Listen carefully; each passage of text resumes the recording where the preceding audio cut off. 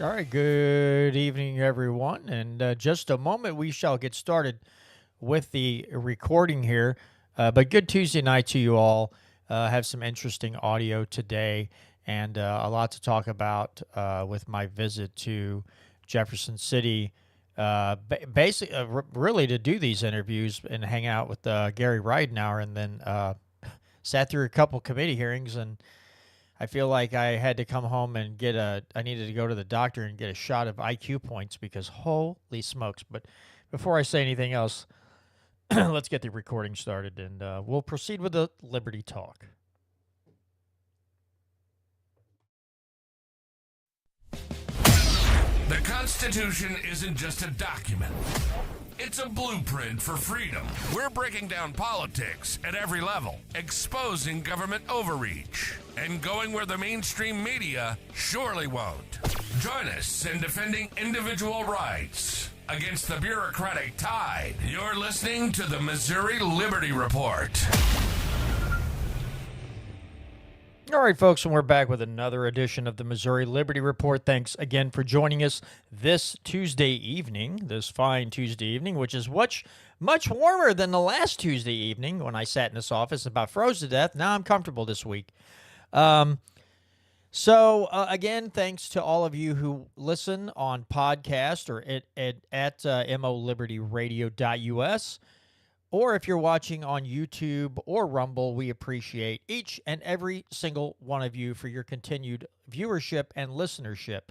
So today was fun. I had some good times with Gary Ridenour. We met at the Capitol building about a little before 8 o'clock this morning, and I did an interview at about 8:30 with Representative Bryant Wolfin. And then at 9:30, I stepped over to Mike Moon's office and did an interview with Senator Moon.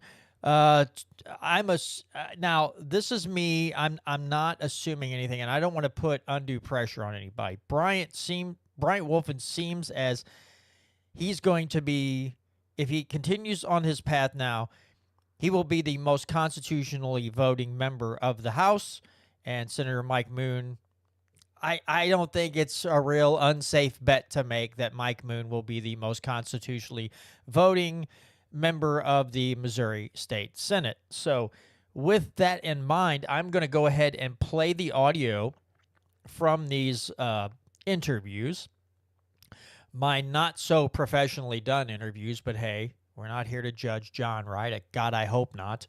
But let me play these interviews, and well, I'm going to play the Bryant Wolfin one first. We'll talk a little bit about that one. This one's about a little over 19 minutes long, and then the one with Mike Moon's about 23 minutes long.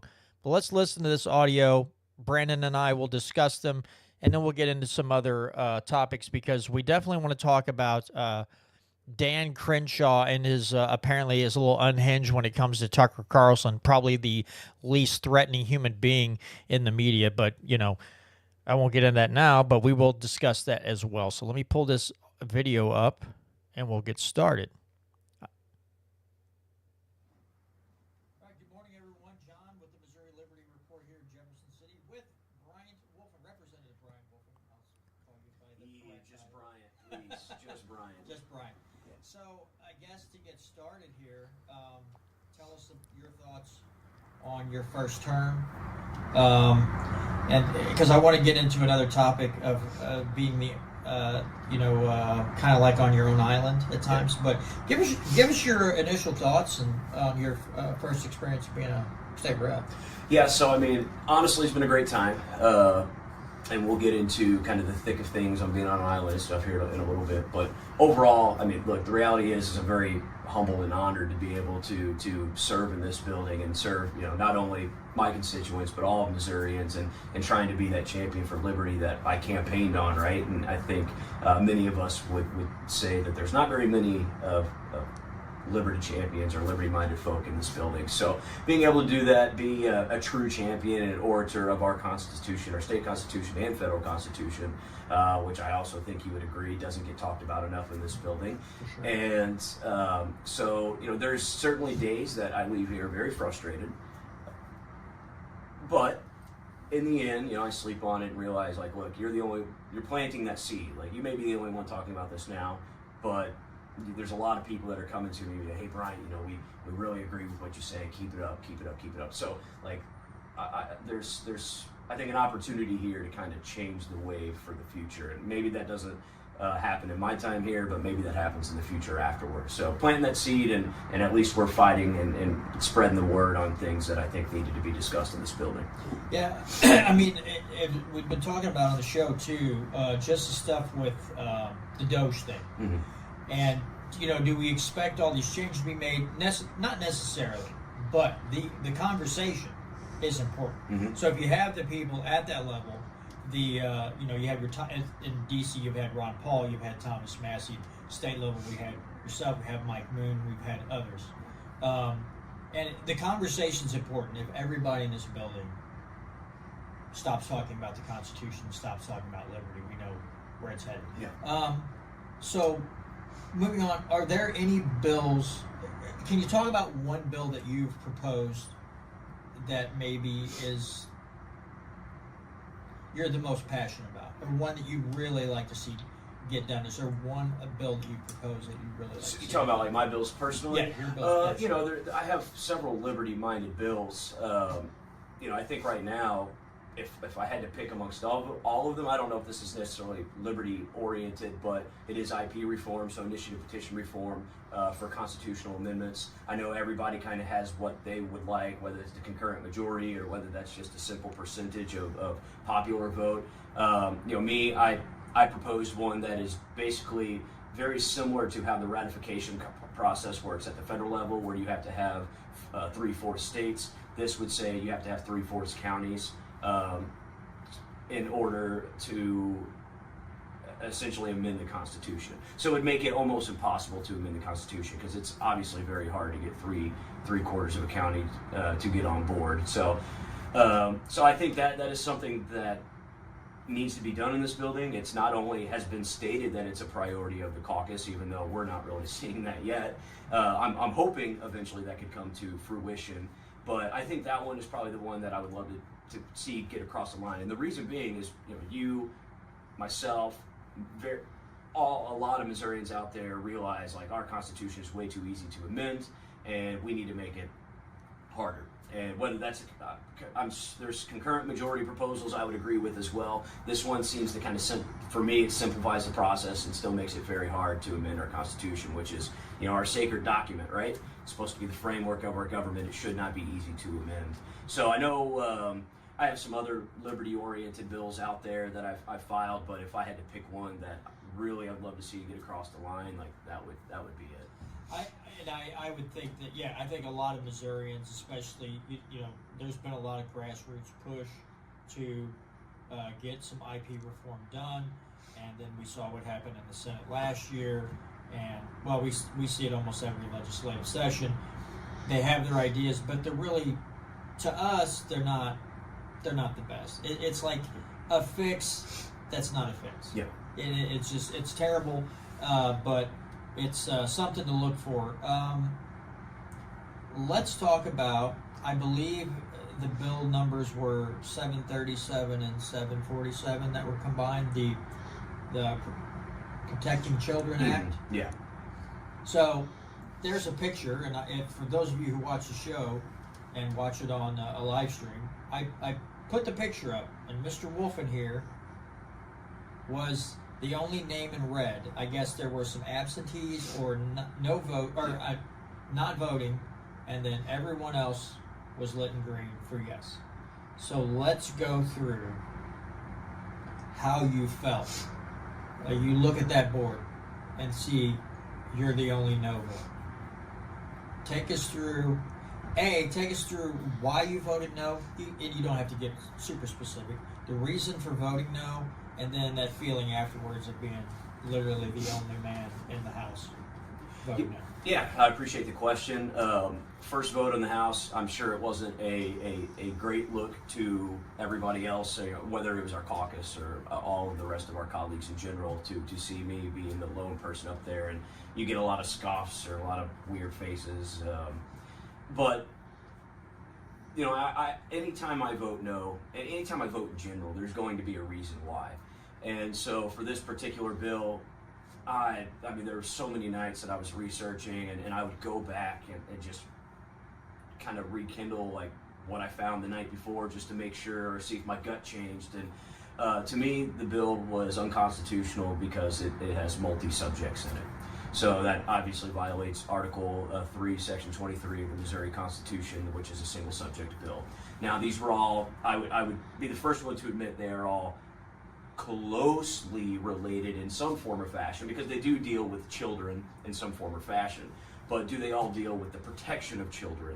I did not see that. And, I took an oath, just like everyone else here, to uphold and protect the Constitution or defend the Constitution, both in Missouri and the U.S. And to me, that's per my interpretation of the Constitution. And so the way I read the bill, the way I understood it, I felt it violated Article 3, Section 23. So it's funny because the bill handler herself, when I went to her and had this issue with the bill, she was like, you know what, I already have an amendment. She basically wanted the bill to be a single subject bill. Now, the foster care financial protection was kind of like her main reasoning, and everything was kind of lumped into it. Her passion was for just the financial protection, so she had an amendment to remove everything out of it, the other two provisions, which would have made it single subject. I actually got up and spoke in favor of that amendment and stated, like, hey, I think there's this bill as it lies has these issues. This amendment fixes that, so I would ask to support the amendment. And I'm still yet to talk to her why, but eventually the amendment ended up getting withdrawn. On the floor, you see everybody kind of huddle over there, and they're talking to her, and so I would love to know the context of why that amendment was pulled, but whether that was pressure or whether that was her own accord, I mean, I've got to have that conversation. So to me, once that amendment was withdrawn, I went over to her. I was like, hey, obviously I'm going to have to vote no. Admittedly, I didn't realize I was going to be the only one. I have had a conversation about my concerns with some other colleagues, and they kind of share that same sentiment to an extent, but I think felt that there was a close enough alignment that they would be okay with voting for it. And so the problem is, the courts have set this precedent of allowing these broad topics, these broad subjects, these broad titles, that allow all these bills, these omnibus bills, whether they're mini omnibuses or whether they're 200-page omnibuses. It doesn't really matter if they have multiple provisions. Essentially they're multi-subject. And because the courts have set this precedent, it makes for a very hard sell to my colleagues to kind of bring them away from that. And like I always argue, it's not really up to the courts to make that justification. I don't think that was the intention of our founders for the judicial system to be the be-all, end-all. I think it's just another mechanism for checks and balances, but I don't think it's the end-all, be-all word. And I bring up examples like Roe v. Wade, how things can be overturned all the time. The problem is things are deemed constitutional until they're deemed unconstitutional by the court, and that's the opposite of how it should be. Things should just be assumed unconstitutional until they're deemed constitutional in court. At least that's the way I look at it. So. Yeah. So how did it feel? Like initially when the vote was over with, you're looking up there and you're like, look how it's literally the And you know, I know you said you're making a weird face, they're scoffing at you. Did anybody really come up and approach you afterwards to be like, hey, why did you vote no? Was there a lot of questioning there, or was it just like everybody went about their business after you? I had one or two, I would say, that came up and asked me the reasoning. Had a couple that came up and were, I guess, kind of condescending in a way. Being like, hey, is that the hill you want to die on, or stuff like that. That I felt a little frustrated by, because yes, the Constitution is the hill I'm willing to die on. So, unfortunately, I didn't think about that when they'd said that. There was a lot going on in the mind. I really didn't see that bill that day as being the controversial vote. I really didn't. It was the other two that are towards the end of the day that I was going to be voting against for, that I was more nervous about. Because that was more on principle rather than on Constitution, whereas this was like, I have a three-step process, right?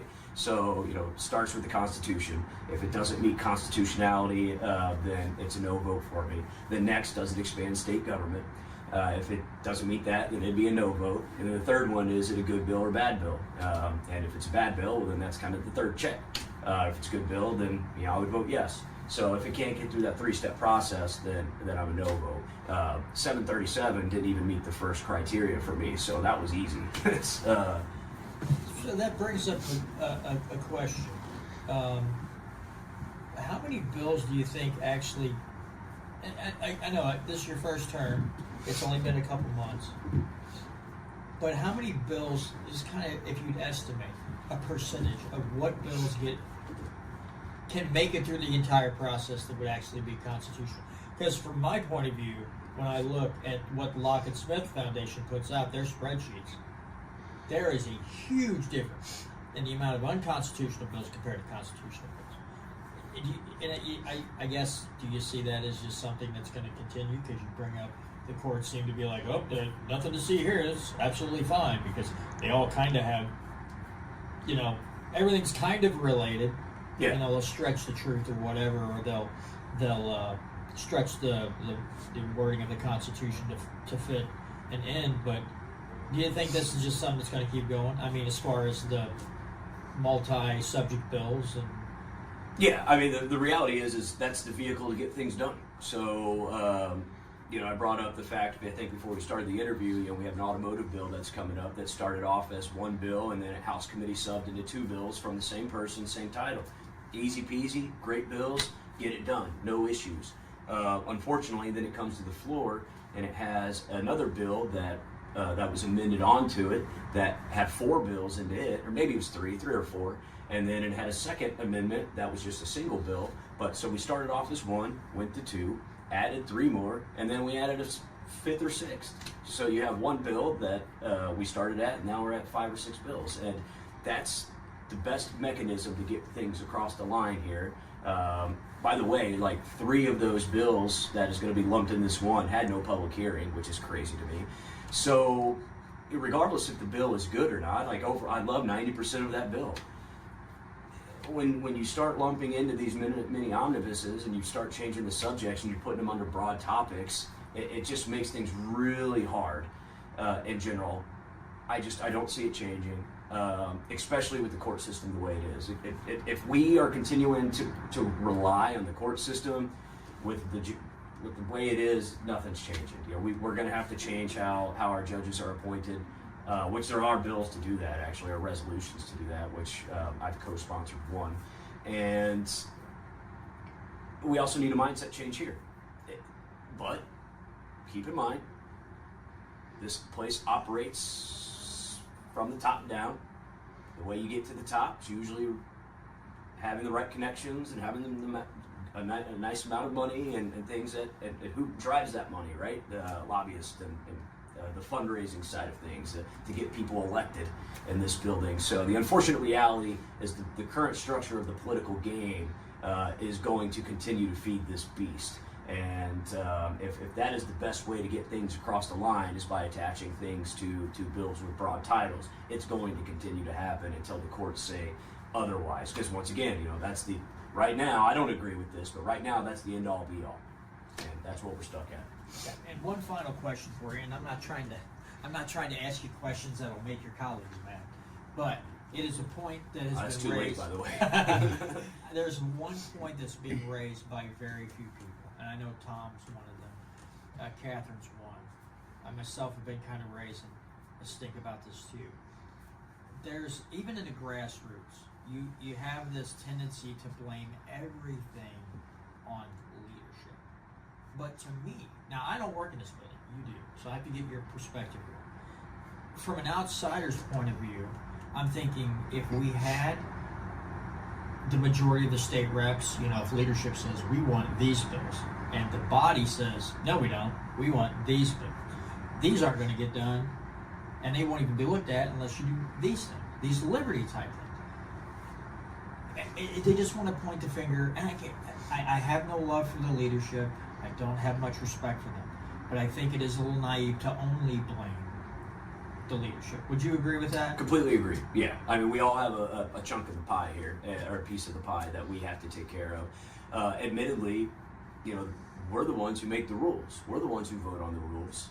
And if we're not willing to change those rules, then we really shouldn't expect otherwise. And a perfect example, during the winter caucus that we had, we went over a list of priorities of different things that were top priority, and there's probably like 30 things thrown out there, which for the most part were all great stuff. Unfortunately, you've seen the bills that come to the floor. I mean, there's not the priority things that we discussed at the beginning. Now, some of those things take a long time. So, like the pro-life stuff, the Amendment 3 fix, admittedly, you got to figure out the best way to attack that. But things like IP reform, this has been a discussion for 6 years now. It's been passed out of the House 2 or 3 different times at this point. We already know what maybe we don't all agree on the fix, but we can all compromise to some. We all agree that the Constitution needs to be harder to amend. So, let's get to work on that.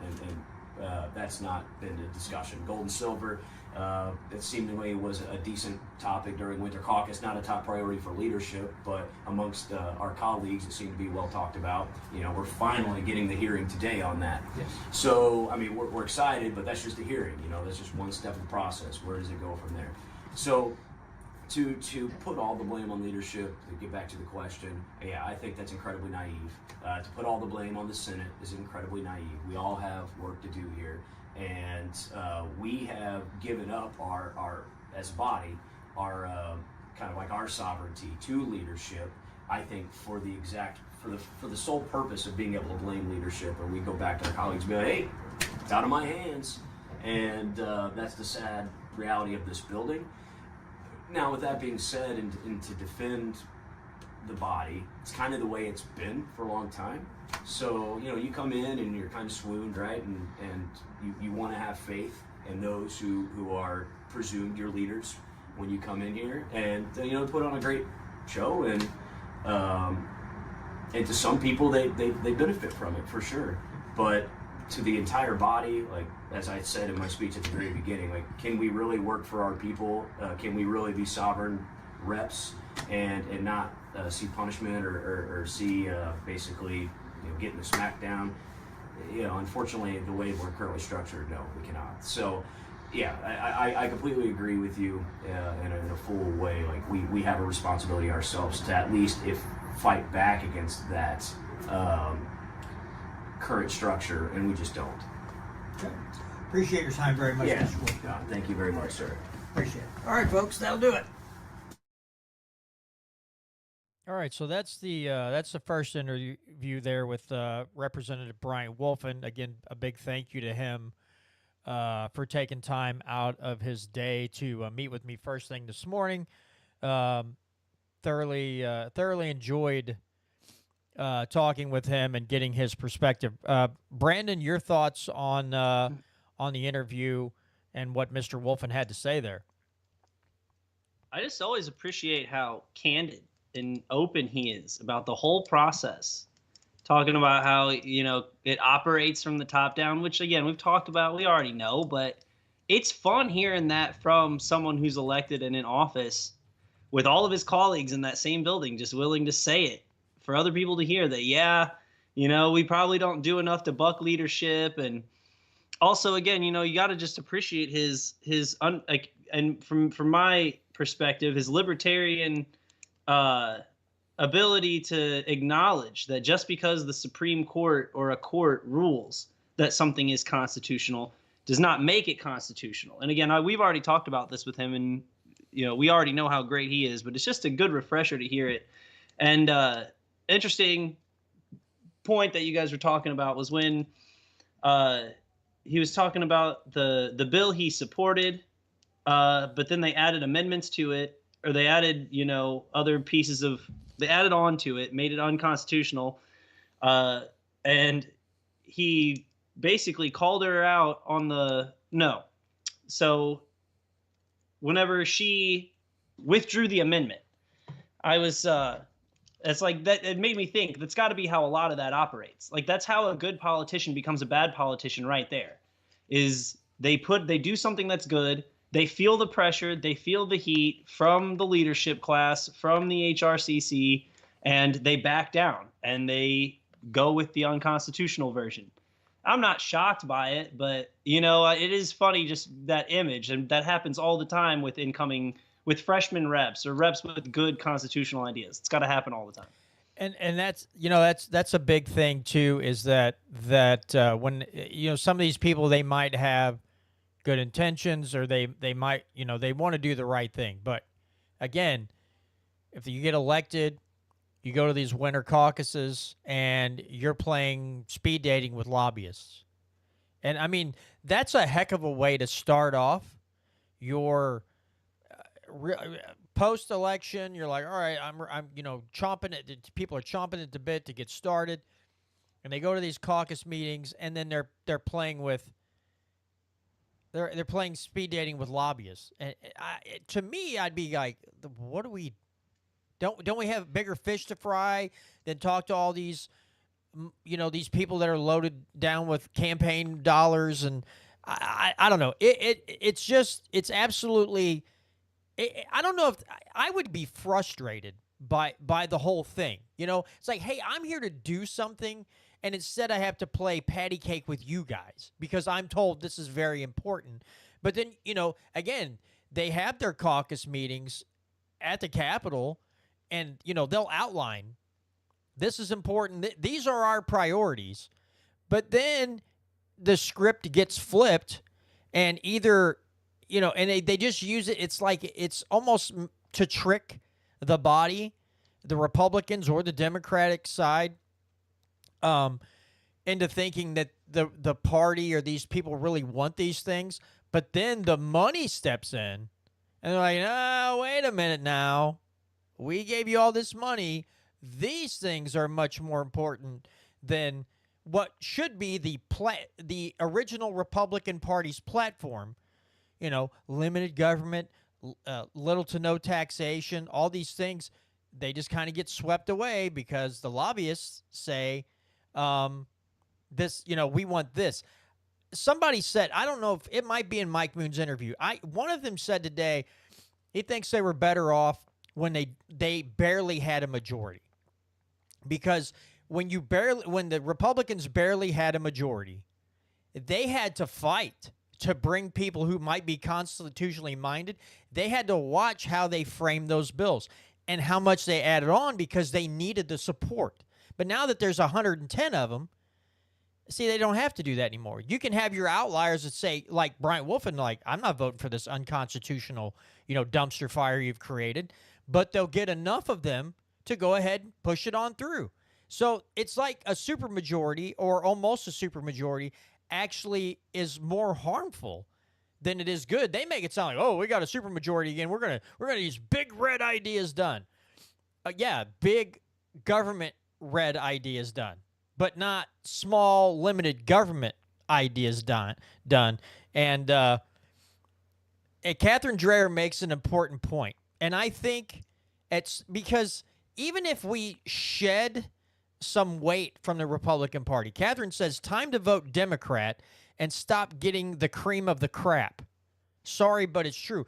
In some instances, it would be a good idea to do that, to knock these people off their high horse and be like, dude, if you're going to vote like a Democrat, we'll just vote for a Democrat because we're essentially getting the same thing either way.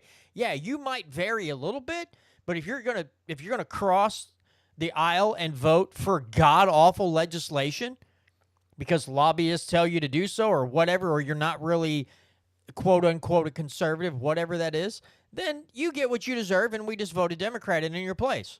And now you're going to have to fight extra hard to get that seat back.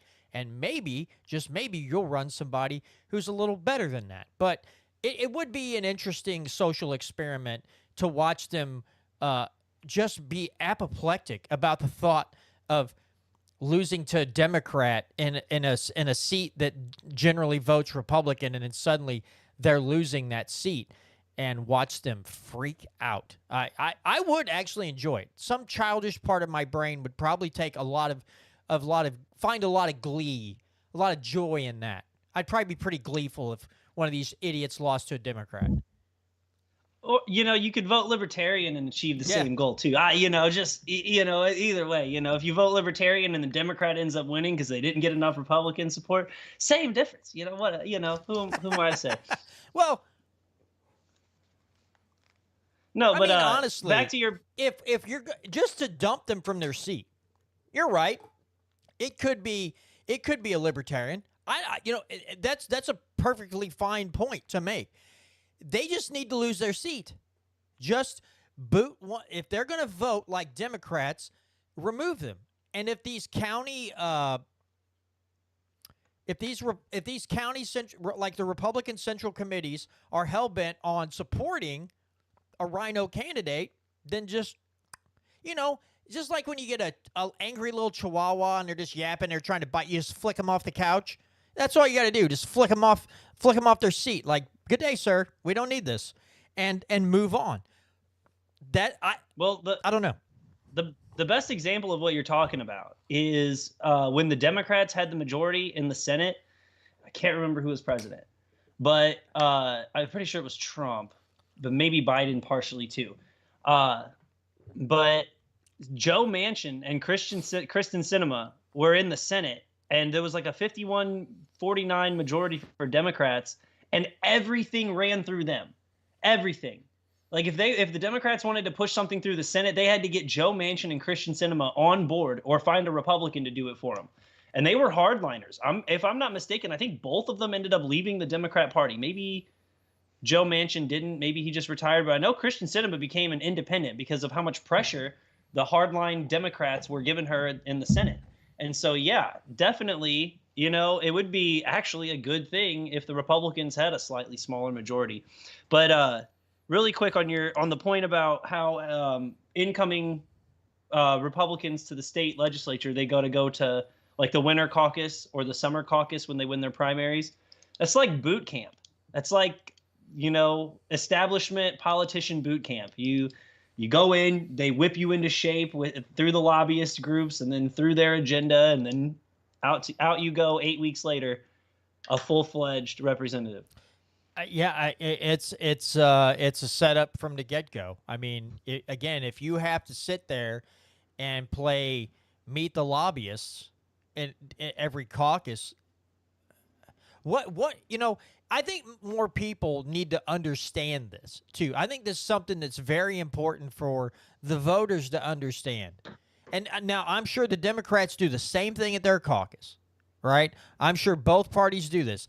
Democrats especially, because they need all the money they can get to try to uproot some of these Republicans out of their seat and get a Democrat elected. And you can definitely tell for most of the Democrats, and this goes for Republicans, but on the Democrat side, you can hear the canned responses to certain pieces of legislation, and they can't help themselves. They'll bring up MAGA or Trump or the federal government, the U.S. dollar. They'll bring up these things. It's like, what? We're talking about the state of Missouri right now. Like, what are you talking about? Why are you bringing up these outside forces, the federal forces, that have nothing to do with how we vote in this in this part of the Capitol right now? This chamber is talking about this bill. You're bringing up a president because you guys, he's just living in your head rent free. And it's so dumb. And it's so hard to listen to. But yeah, I think that this is something that people need to get through their heads. That you might vote for somebody that you think is good, but you have to understand when that up and comer, that first time elected person goes to caucus, they're just you have to meet with all these lobbyists. You have to go do the speed dating thing.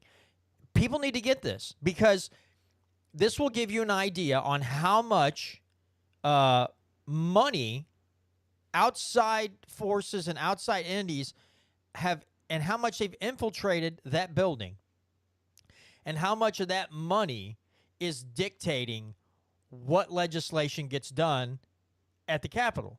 And if you think that just because you have a majority Republicans that everything's going to be kitten and rainbows, you're going to be disappointed as hell. So with that being said, let's get on to our second piece of audio here. It's a little over 23 minutes long, and this is my audio from sitting down with Senator Mike Moon. And I told him after the interview, Gary and I were leaving.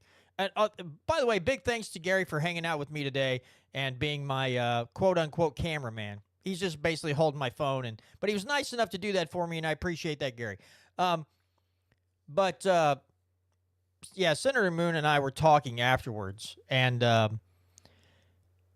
he's just Mike Moon is one of those people when you sit down with him and then you get to talk to him and hear his approach to things. And I told him at the end of the day, I said, I've wanted to have you on my show. And I said, I just have these geriatric moments and I get wrapped up in other things about this topic or this topic that I talk about on a show. And I just never have called your office to set up a night to have you on just to talk about all these different things. But again, I was very appreciative of Senator Moon sitting down with me, and let me get this audio started here. Again, folks, unprofessional of me. I just, when you have a camera, I don't have a studio. I don't have all this professional equipment. I just have to look at whoever's holding my phone and like, okay, we're ready to go. Go ahead and roll it. And then at the end, I'm like, okay, that's it. Get over it, folks. This isn't. I'm not the mainstream media. I don't have all this fancy stuff. So let me pull this up. Good afternoon, or actually good morning, folks. This is John with the Missouri Liberty Report, and I'm happy to be joined by Senator Mike Moon, who is, according to the Locke and Smith Foundation, the most constitutionally voting member of the Senate or the House. So first of all, thank you, Senator, for taking time out of your day to join me. You're welcome. Let's just get into that. So again, you're generally voted the most constitutional voting member of this building here. It's kind of a two-parter. A, your reasoning behind voting the way you do, and B, how much flack do you catch and what kind of pushback do you get when you're voting with the oath that you took? Mm-hmm. Well, you nailed it right there. I took an oath to support the Missouri Constitution and the Constitution of the United States.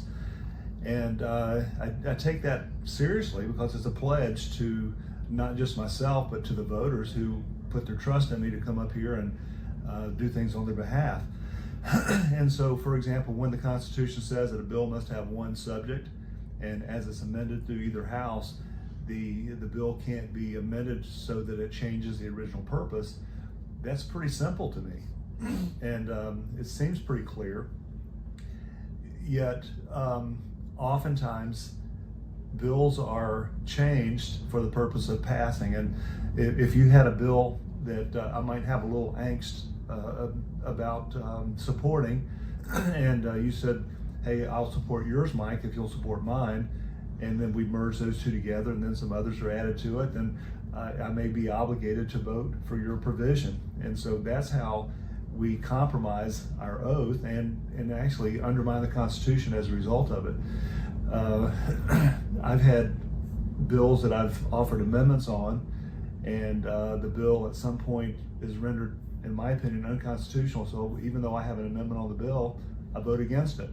And some people look at me kind of funny and say, what are you doing? Well, I can't vote for, I could vote for it, but if I'm going to be a purist, which I think that's probably what I am in this case, then I have to be consistent.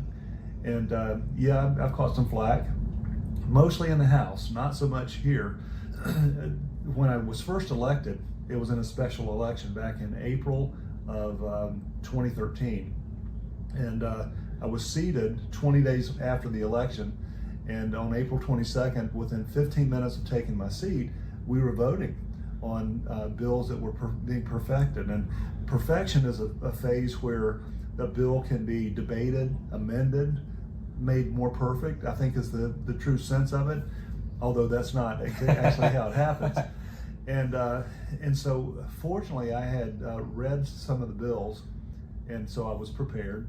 The second week though, it was a new set, and I hadn't had time to prepare for those. And there was one amendment that was an actual bill actually, and it was 99 pages long. In the House, they have computers on their desk, so I was able to pull up the amendment and attempt to read it, but I only had 30 seconds to do so because they were calling for the final vote. So since I couldn't read it and I couldn't understand it as a result, I voted no. And that led to the speaker sending out, I call minions, around to my desk from time to time and proverbially twisting my arm to say, hey Mike, just vote with the party. And I realized that I wasn't elected just to go along, and that's expected, even in the Senate. And so that's not what I was elected to do, and I have purposely chosen not to compromise what I think would be a major compromisation to, or a major compromise to do something that I can't live with. And so in the House, I think I'm fortunate that I was not elected at the first part of the session, because had I gone through all the orientation and indoctrination, I might have had a different view. But I'm grateful for folks like the Lock and Smith and some other groups who come in and they are wanting to uphold the constitutional provisions. And so I guess that's kind of a roundabout way of saying that I think it's important. I think each of us should follow it. And I believe that there are members of both the House and the Senate who understand it. But because it's more difficult to get a bill passed by following the Constitution, I think we tend to violate it by sidestepping. I have heard there's been instances, not necessarily in Missouri, but I've heard it was either Georgia or Florida. Someone was in the state house, was trying to go to Congress, and the knock on him was he didn't write any bills. Mm-hmm. And he said, well, no, I was fighting the bad ones. Mm-hmm. Do you feel like sometimes, that's just, there's this notion that when you come to Jefferson City, well, you're supposed to write laws. Mm-hmm. And it's not necessarily fighting back against bad legislation. You're just supposed to write bills, which is kind of how we got here in the first place, because we just kept writing bills. Sure. Do you feel that's the case? Up until 2 years ago, I had not passed a bill, and I say that tongue in cheek because one person can't pass a bill. It takes 100 people total, 100 votes, I should say, at least 18 in the Senate and 82 in the House. And so one person can't do it themselves, and they may actually write a bill. Most often they give the idea to the drafters, and then they'll put it into print into what format is appropriate. But it takes quite a bit of work to do that. And up until, again, 2023, I hadn't had a bill that I had sponsored that had passed. It was a good bill, though. It was a pretty significant bill. But in any case, to your point, nothing in our oath says that you must pass bills. And when you're standing in opposition to more bills, that tends to lead to a point where if you're not helping me, you're not going to get the help. And it's an unwritten thing, of course, but that's kind of the way it is. People say the legislature is all about relationships, and that's a good part of it. but I'm not going to compromise a principle, even though I have good relationships, just to get a bill passed myself. And Senate Bill 49 was called the SAFE Act, Save Adolescents from Experimentation. I think I had filed that 3, maybe 4 years. And finally in 2023 it was passed, and that bill met constitutional muster. I didn't have to compromise anything, and I wasn't going to. In fact, there were some negotiations that were in play that would have added other things to it, and I told them, if you do that, then I'll vote against it, and we'll just kill the bill. And fortunately, that didn't happen.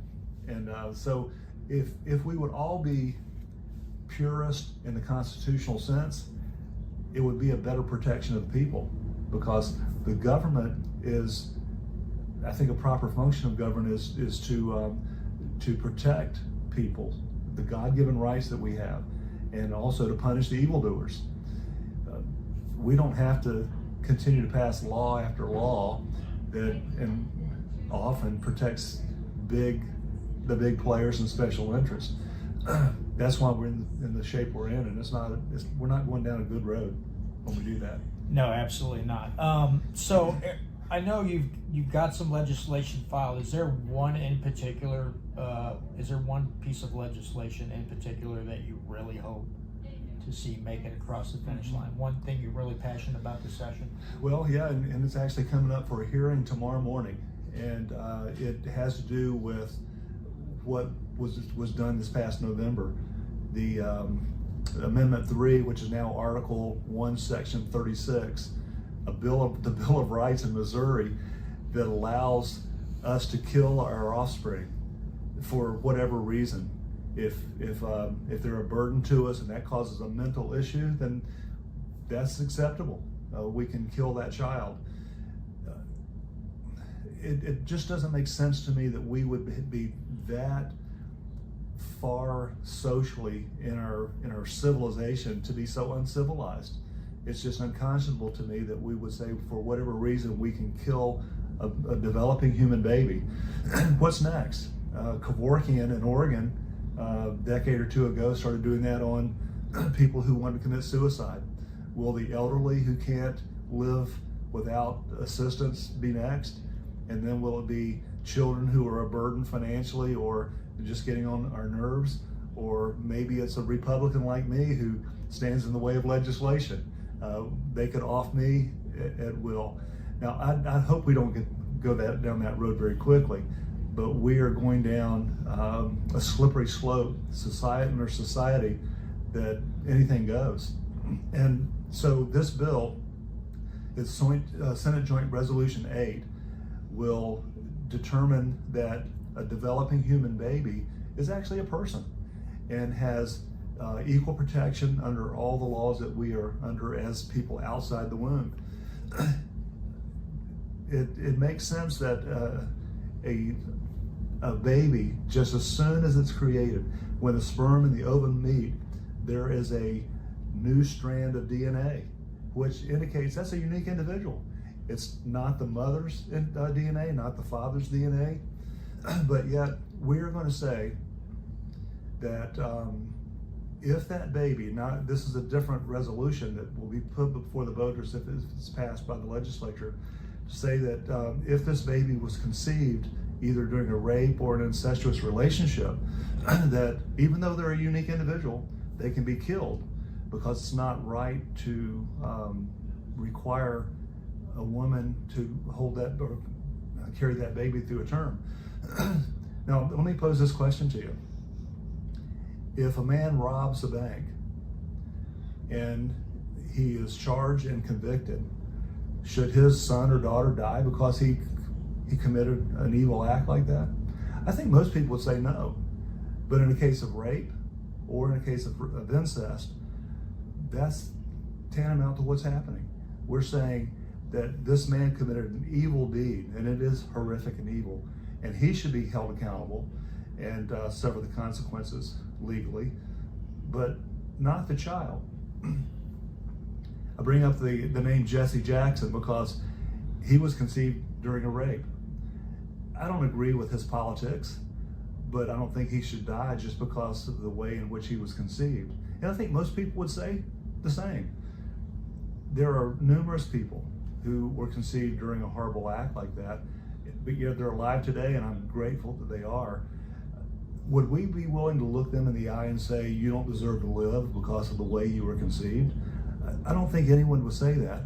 But the argument today is that we need to put on the ballot for the people to vote a resolution that will say you can not abort a child unless it was conceived during a rape or an incestuous relationship. I don't think that cuts, that is what we should do, because we're all created in God's image. Doesn't mean we're all God's children necessarily. That comes later when you make a decision personally to believe in Christ. But we are, as the scripture says, created in his image, and we are deserving of life. Thomas Jefferson wrote in the Declaration of Independence, "We hold these truths to be self-evident, that we are endowed by our Creator with certain unalienable rights, and among these are life, liberty, and the pursuit of happiness. That to secure these rights, governments are instituted among men, deriving their just powers by the consent of the governed." And if you go back to the beginning of that, we believe in our founding document, the Declaration of Independence, that God gave us life. And so how can we as mere humans say someone doesn't deserve to live just arbitrarily? Now, if they've committed a crime that's a capital offense, okay, that's what the law says. But not just because they were conceived in a horrific event. That's something that's really heavy on my heart, and I'm not sure how it's going to come out, but I'm not in the majority opinion on that one, unfortunately. I think more of us Republicans are willing to say we need to have exceptions because that's all that'll pass. But folks, if you're hearing this message today, I hope that you'll really consider seriously, should a child die because of what the father did? And I say no. And so if that makes it to the ballot, I hope that you'll consider that first, we shouldn't have exceptions to abortion, and also each individual who is developing in the womb is a unique individual, and they deserve to have life and be protected by the laws that we have on the books today. That's something that I brought up before, is the protection of life, liberty, the pursuit of happiness. How can you protect it for some and not others? When you were mentioning before that kind of a slippery slope, you start here and you end up here. You look at Canada. Canada has developed pods. They will literally try to convince people that would be a burden on the healthcare system to get in this pod and basically euthanize yourself. So it's not a stretch of the imagination, in my opinion, that you go from that. To me, if you start losing the sanctity of life, if you just feel like it's something you can throw away, it starts with one age group and it expands. Right. Very quickly. Yeah. If you're not careful. Yeah. And the preborn, as I like to call them, are out of sight, out of mind. You think, especially in the first 3 months, the first trimester, oftentimes within the first 12 weeks, a woman doesn't realize she's pregnant yet. And so then it's like, nothing. But again, unique DNA. And if you look at all the things that are in a developing baby at that time, it's just remarkable, all the things that are happening in their body. I think we'd be amazed if we consider it. And just to, without much thought, say, I don't want the baby, or because I was conceived, or the baby was conceived during a rape, we'll take a pill or have some procedure done. That's where we are in our society, and it's not a good place, in my opinion, to be. To add to that, something that I pondered before, but I'm not good with writing thoughts down. I think to add to the abortion thing is on the other side, on the adoption side, to get the state more out of adoption, to make adoption much more affordable. And I think that would lend to the pro-life argument that not only do we want to protect life from its inception, but if you want to adopt, we're going to make it more affordable and easier for you to adopt these kids, so people don't feel like maybe they have to unfortunately discard the child. That's a great point. And currently, unless I'm mistaken, a child who was in the system, as we call it, in the foster care system, if that child is adopted, there's no cost to the adopting parents.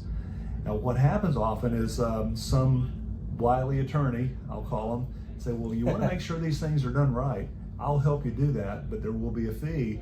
And sometimes it can be astronomical. Even $10,000 is a lot of money. And sometimes those go even higher. But if you're considering adoption and the child is in the protective custody of the state at this time, going through the foster care system, there's no cost.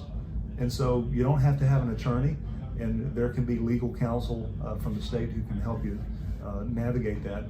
So anyway, that's I think that adoption is a good answer to that, and there are a lot of kids who need to be in a home, so hopefully you can consider that option.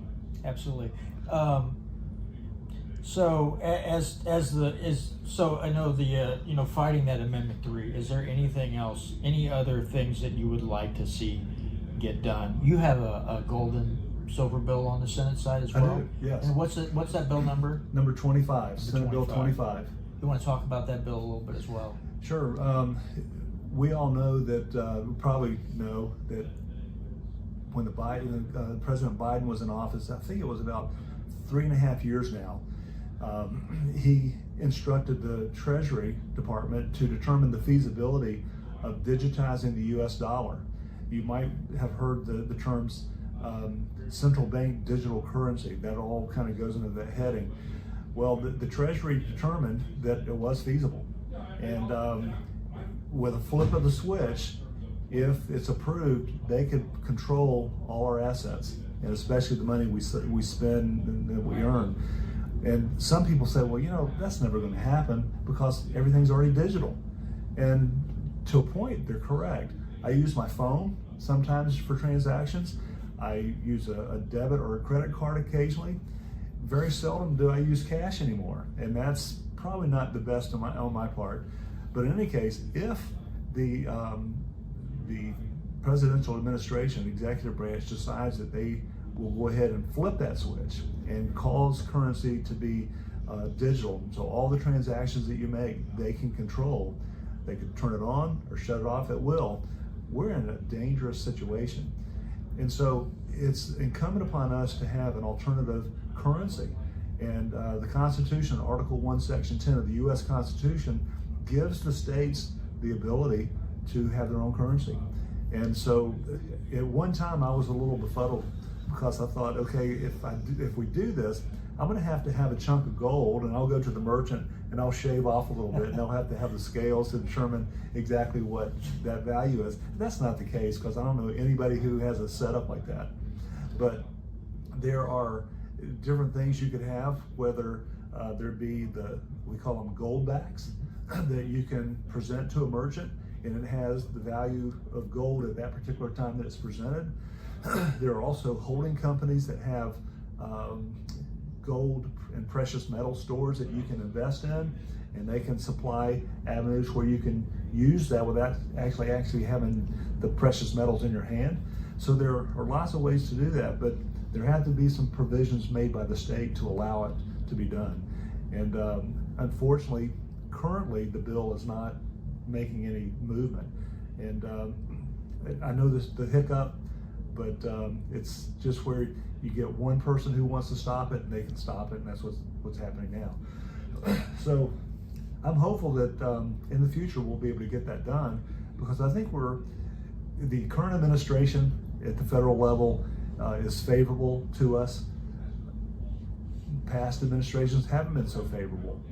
And so if you get the wrong person in charge with their administration and cabinet level employees and others at different agencies who have nefarious purposes, we could be in serious trouble financially and in other ways as well. But gold and silver is one that we hope we can get past in the future too. Absolutely. Well, Senator Moon, I greatly appreciate your time this morning You're to welcome. join with me. So one of the things I want people to understand is your office and many other offices up here in Jeff City, if you're in here, generally you can come meet with people like Senator Moon and have a conversation. And I know I think I could speak for you that generally you want to hear from the people Absolutely. as far as their feeling on a Yeah. piece of legislation. Yeah. Or they want they want to come in and hope that you'll fight for them. So if you're up in Jeff City and you're at the Capitol, come by and visit Mike Moon, and we need to show senators like himself. We need people like Representative Wolfin. We need people to stop by and say a simple thank you, or thank you for being constitutional, thank you for voting the way you are. We do need to show support to these gentlemen, so they know that their efforts are appreciated, and that helps them continue that fight. And on that note, I'm your employee. I work for you, so if I don't do what you have asked me to do, then it's incumbent upon you to pull that chain back and correct me. We do like to be patted on the back, but it shouldn't be necessary because we signed up for this. We hopefully knew that there were going to be some hurdles we had to jump, and it's not always easy, but it's not the hardest job either. It's your responsibility to hold us accountable, and I hope you will. Thank you. All right, so there's the much honorable, I will say, Senator Mike Moon. And Mike Moon, again, is just one of these guys that you just kind of almost fall in love with because of his understanding of the Constitution. And he's so approachable. He's such a nice guy that if you're ever up in the Capitol for whatever reason, go by and talk to Mike Moon, especially if you're more of a constitutional type or a libertarian type. I just don't think you can go into Mike Moon's office and say something to him where he's even going to get angry. I mean, you'll have a disagreement, but he's not the guy. The guy just doesn't seem like he's ever blown a head gasket. He's so calm and chill, and again, friendly and approachable, and a very intelligent guy. But Brandon, your thoughts on the interview with Senator Moon? Well, just start by saying that abortion is not my personal biggest, most important issue, but what I do appreciate on the subject is his philosophical consistency on it. That always, that's one thing about the abortion debate is it's hard to find a philosophically consistent argument on the left or the right from both sides. And I also appreciate how you guys talked about making it easier on the parents to make the decision to keep the child. I think that's important too. I think, this is just my opinion. I think that it would be that we need to make more inroads societally before we keep, pushing this as hard politically, because the left is winning this. Like the pro-choicers are winning this narrative and the argument, and it hurts conservatives and, even the pro-lifers in elections. And so I think, politically, it wouldn't be my big push. But like I said, I understand how he says that life begins at conception because the child has a new DNA. And I don't know, I took a lot of philosophy classes. I'm low-key pretty philosophical, so I just appreciate his consistency in his argument for sure. And then also, I love his push for gold and silver, of course. But because we talked a couple weeks ago about Justin Trudeau and what they did with their digital currency, they shut off bank accounts. And if you think they won't do that here, just wait. They will. If you give them that power, they will eventually flex it. So it's important. And then also, like he says, it's not like you're going to be bringing your gold shillings in and shaving it on a scale. There used to be what the dollar was. The dollar used to represent a set amount of gold. And so we just went off of that because it made it way easier to inflate our currency and help the big corporations and people at the top. So for a myriad of reasons, I think it's great that he's doing gold and silver. And I appreciate that he's making it a top priority because it should be.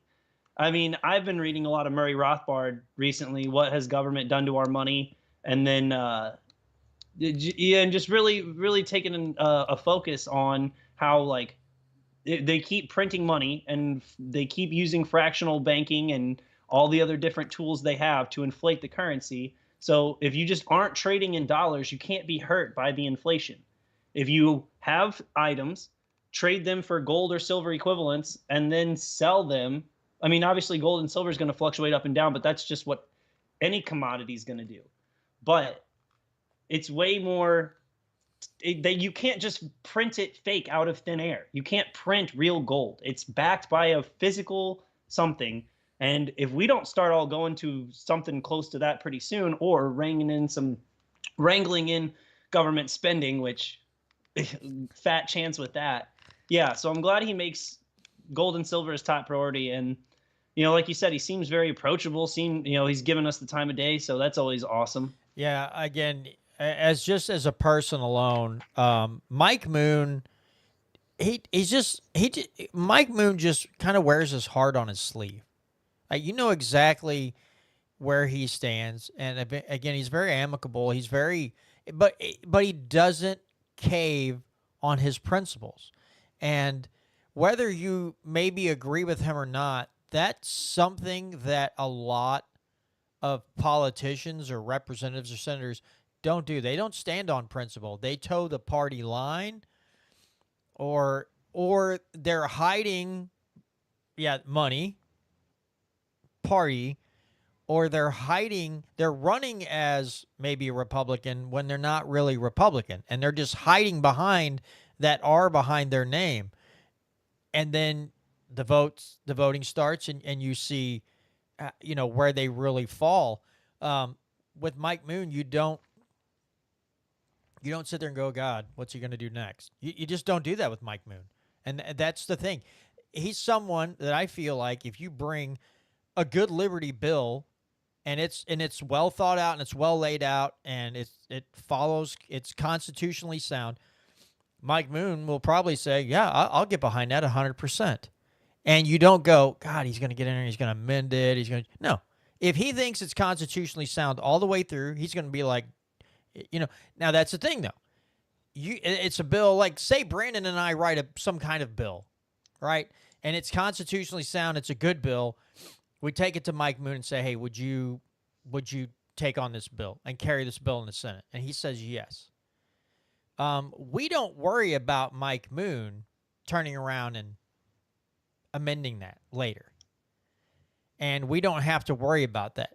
A lot of other ones, you'll have to worry that they will allow pressure to get to them and amend the bill so it'll make it easier to pass. And Mike Moon would say, okay, well, I got this bill, guys. This is a great bill. And we got it in third read. It went for perfection. And now they've amended it, and they put, loaded 2 other bills on this, guys. I can't vote yes for it. I'm perfectly fine with that. Because, again, I don't want to put such pressure on an elected official that represents my district and to be naive and to say, well, what are you doing? I gave you a bill. It was perfect. Just get it done. Because Brandon and I understand, and there's several others out here in the audience that understand, you put that kind of undue pressure on other bills that have nothing to do with whatever the subject is of your bill is. It has nothing to do with it. And they just shove it through, and it's unconstitutional. And most people are okay with that. And we would not be okay with that. We want the bill to stay in its purest form. If it's kosher with the Constitution, and it doesn't take away liberty, and it doesn't add taxation, it doesn't add regulate, all these things. It's a good liberty bill. We want it to stay in its purest form. And I don't even want a similar bill attached to it. If that other bill has anything different, and it's adding a subject that doesn't go with the title, I don't want it attached to that bill. So Mike Moon is one of those guys you can depend on. But a lot of others are willing to throw principle aside and say, and in order to go back to their constituents and say, I got that bill passed, but they leave out the part that there were 4 other bills lumped in that aren't good, that have nothing to do with the bill that he wanted to get done, but it's a way for him to go back and brag. But then that falls to the people of his district to know better, to understand That's not the way we want bills to get done. Now, those people should have that understanding. We want single title, single subject bills. That's all we want. So we know exactly what's in there. They're easy to read. A person can pick it up and go, oh, that's what it does. And then move on. And then we start to correct this behavior. But again, we have constituents that don't understand that. We have a lot of representatives that don't understand that. We have the court systems that don't abide by constitutional. They don't have constitutional rulings on these bills unless it's, they might, but it's not that they're voting that it's unconstitutional. They're voting against it, or they're making a decision against it because it goes against whatever political agenda that they have. So you have to worry about that too. But there's so many things going into this, and it makes it a headache for guys like Bryant Wolfin and Mike Moon to do the job that they're supposed to perform there, because so many others are weak in the knees, don't have much of a spine. And again, people, I keep reiterating, it's real easy for people even in the grassroots movement to point all the blame at leadership. That happens constantly. I see it all over X. I see it on Facebook. Oh, Patterson or Plocker. Okay, where's the rest of the body at? Why isn't the body standing up to leadership and saying, oh, if that's the way you think this thing should go, fine. All the legislation you want to get done, we're going to vote no on, or we're going to vote no on. We'll kill it. You want to do this? You want to undermine what the people want? Fine, that's cool. We can kill your legislation too, because the people aren't going to want that if they knew what was actually in it. So, yes, it's easy to get behind a microphone or type on a social media page how awful leadership is, or one particular representative is, or maybe a small group. What about the rest of the body? How do they get left out of the equation? And as Bryant Wolfin said, it makes it easy for the body, the legislators, the representatives or the senators, to go back to their district and say, guys, I really want to get this done, but so-and-so in leadership, he just won't let it. If I'm a constituent of that person, I'm saying, okay, so one person can stop it all. You guys can't fight back? Really? Are you that weak and you're unwilling to fight the good fight for this piece of legislation? Is that what you're saying right now? So I don't know. I find it amusing, but I also find it very frustrating to see this happen constantly in Jefferson City. And I haven't even been paying attention that long to Jefferson City, but this is a reoccurring theme every year. Now it's going to be Patterson or whoever. And the last 4 years, it was Plocker. It's all Plocker's fault. And it's like, really? All of it? Even Bryant Wolfin said at one point we were talking that the people in the House voted for the rule package that they now have to dwell under. They voted for that. The majority voted for the new rules package that they now have to abide by. They didn't have to. They chose to. They chose to restrict themselves and make it harder to get things done. Now, I'm supposed to blame that all on Plocker? He didn't do it by himself. He had the body helping him. So so we have to get out of this. The people have to get out of this thing. The people in grassroots have to get out of this and stop blaming everything on people. There was a bill that people are freaking out about, this thing with like Bayer. Bayer can sell their products in the state of Missouri. I looked at the bill, and literally that bill looked as if it wasn't going to, it didn't have any teeth really. It just said that they didn't have to pay some kind of fee to sell their wares in the state of Missouri. But there was nothing really prohibiting. It wasn't going to stop the sale of Bayer's products like the glyphosate and stuff like that. It wasn't going to stop anything. I just saw grassroots like losing their minds over this bill, and it was 2 pages, I think. I can't remember the bill number. I looked at it, and I'm thinking, this doesn't stop anything. It didn't stop anything with Bayer. It didn't stop anything with Monsanto or any other product. It did nothing. It's just like, if you're going to sell, you have to pay a fee to sell the stuff. Well, that doesn't stop glyphosate from being sprayed all over everything.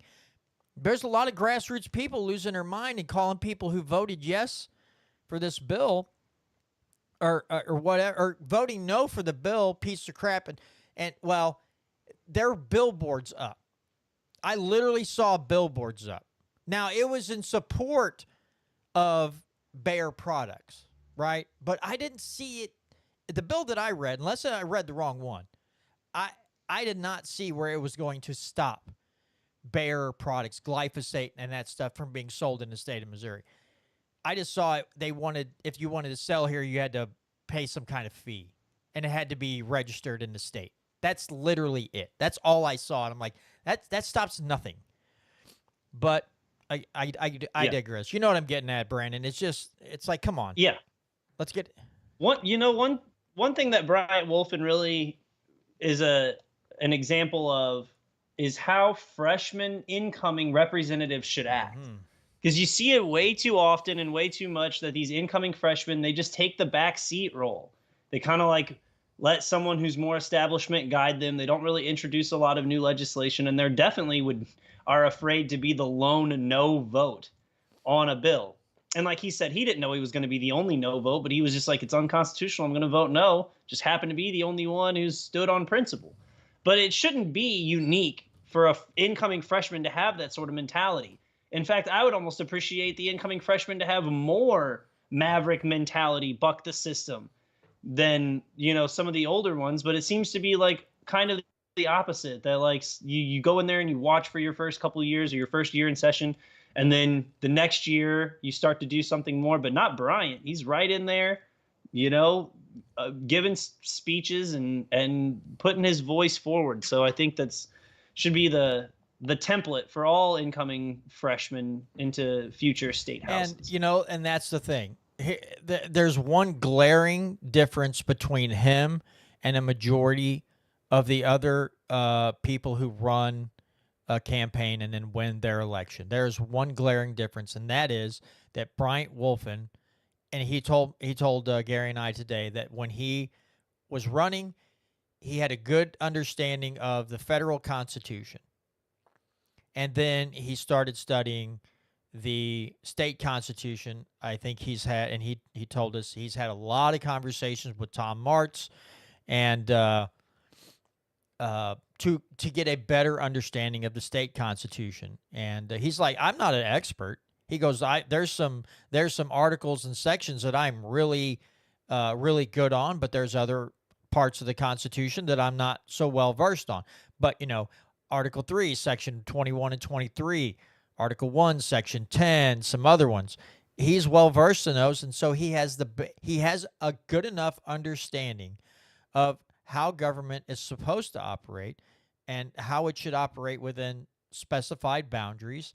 And most of the other representatives that come in love to.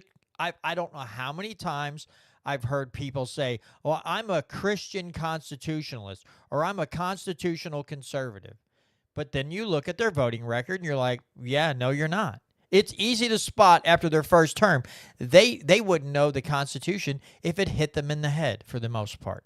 So, yes, Bryant had a better understanding of the Constitution coming in, was willing to be taught, was willing to learn the specifics and learn the truth, and then operate within those boundaries in which he has an understanding of.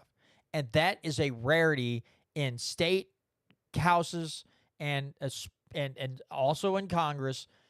Again, you see one Mike Moon, you see a Bryant Wolf. Now, Bill Hardwick, some of his bills, like his gold and silver bill on the House side, HB 433, during the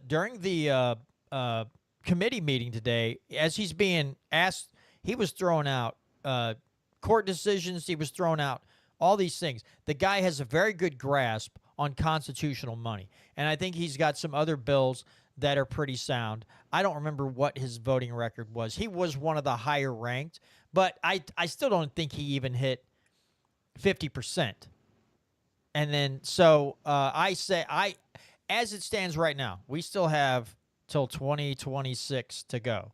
I still believe, I think I'm safe in saying that Bryant Wolfin's going to be voted, or he's going to be found to be the most constitutionally voting on the House side, and Mike Moon will definitely be the most constitutional voting member of the Senate, and that now instead of one guy where you're like, yeah, now we might have two guys, one in each chamber, which is not. I mean, those aren't great numbers. Those are rookie numbers. We can do better than that. But if those two gentlemen are standing in their respective chambers on the floor talking about Article 3, Section 21, Article 3, Section 23 of the state constitution, this is why we can't vote this way. This is why this bill should not move on. And just to have that conversation, we can have those audio clips, play them for people, say this is the type of government and this is the type of bodies we should have in that Capitol building in Jefferson City. It does help further our argument, and it helps us to say, look, don't give up complete hope. We do have people who understand, and then these central committees, like say, hey, do you know somebody like this who is willing to run for office and is principled and willing to stand on those principles and not compromise to evil? Do you know somebody like, put them up, help them get elected? Here's the type of person that you want to have in the House. Not the guy who's the most friendly to your central committee or whatever, but the guy who is the most principled. Here's the, and this is a good example for them. We need more Wolfins. We need more Mike Moons. There's no question about it. We have to have these things, or Missouri will continue to slide into this black greasy hole of, oh, we got to keep increasing the budget, and oh look guys, we found more money to bring in. Oh look guys, we're getting more money from the feds. Now don't everybody fall down and hit your head at the same time, because we got to figure out how to spend this money. I mean, that's what they'll do. I would like to have cameras set up in areas like, so if there's an announcement that the federal government is sending $2 billion more to Jefferson City for expenditures on whatever, and just have cameras in the hall, so like when they adjourn for the day, to see if they all come barreling out the doors of the chamber and literally sprinting to their office and trying to figure out what they can do to spend the money. And then you see people like in the hallways in school where you just like check somebody in their locker, and people are just getting like pushed around and stepped on. Like, oh, I gotta get my money. They're swimming on the floor like, I gotta get back to my office. My constituents depend on me to waste more money. I just see that happening. Like literally, they're tripping over themselves to spend it. So yeah, it's an interesting. Like picture to have in your head, like that movie. I'm sure that's exactly what happens whenever you see like those infrastructure bills get passed in the House. I'm sure there's a bunch of people like, I gotta get that money. I gotta get a hold of that. I gotta find a way to get a piece of that infrastructure bill. Yeah, it's like it's almost like the mafia, where it's like, oh, hey, what do you mean we can extort people for more money and then spend it on another car or another house or a mistress or whatever? It's like it's just, I mean, let's face it. Government sometimes acts as the mafia. It's just they have even less honor than the mafia does. Because at least in the mafia, generally, they would only go after a certain person, and they wouldn't kill their whole family. Where we have the Department of Defense and the Pentagon and USAID, who will, I mean, if it's going to strengthen the U.S.'s position in another country, oh yeah, they'll blow up a wedding for that. So even the mafia wouldn't do that for them. They wouldn't blow up a whole wedding. They just like, that guy needs to go down, so kill him. That's it. Not his wife, not his kids, not all this. Just that guy. Our government's like, And somebody's like, sir, there's 60 people standing around. Like, so what's the problem? Drop the freaking bomb. We can sell this. We can sell this in the media, no problem. Just drop the freaking bomb. Just do it. Well, they just label everyone as a terrorist. Yeah. If you're a fighting-aged male, not even if you had any links to any known terrorism, just if you were a fighting-aged male, you were a combatant, and that's how they get away. I'm pretty sure Barack Obama did that in Pakistan, bombed a whole wedding, and I don't even think the guy that they were targeting was even there. It's just, I mean, atrocity after atrocity. And that's the worst part. The guy wasn't even there, and did anybody's head get put on a platter after that? No. Business as usual. Moving on. Like, hey, you bombed. That guy wasn't there. Like, well, you can't make an omelet without breaking a few eggs, guys. Come on, ease up. We're only human. We make mistakes. Yeah. Okay. Well, I'm about 100 pages or so into Provoked by Scott Horton, and it's amazing. Yeah, I'm still in the Bill Clinton era.